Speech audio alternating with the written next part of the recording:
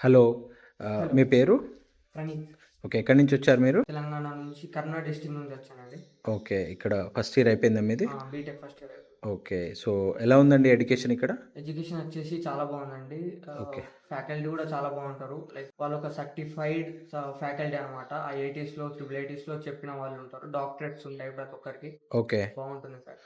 Okay. So, compared to other engineering college, ఈ engineering కాలేజ్‌కి మీరు అంటే మీ ఫ్రెండ్స్ చదువుతున్న ఇంజినీరింగ్ కాలేజ్‌కి డిఫరెన్స్ ఏమైనా మీరు కనుక్కున్నారా? అంటే జనరల్‌గా మీరు మీ క్లాస్‌మేట్స్, ఇంటర్మీడియేట్ క్లాస్‌మేట్స్‌తో మాట్లాడుతా ఉంటారు గదా! మీ క్లాసెస్ ఎలా జరుగుతున్నాయి? ల్యాబ్స్ ఎలా ఉన్నాయి? ఉంటుంది.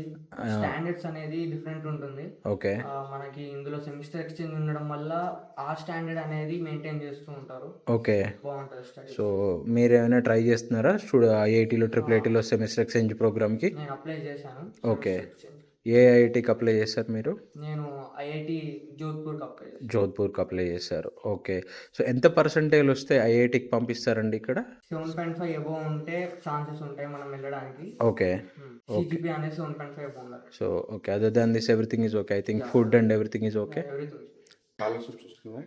మాకు స్కాలర్‌షిప్ ఉంది. నాకు 50% స్కాలర్‌షిప్ వచ్చింది ఫస్ట్ ఇయర్‌లో. సెకండ్ ఇయర్‌లో స్కాలర్‌షిప్ రావాలంటే based on first year result అనే దాన్ని బట్టి ఉంటుంది.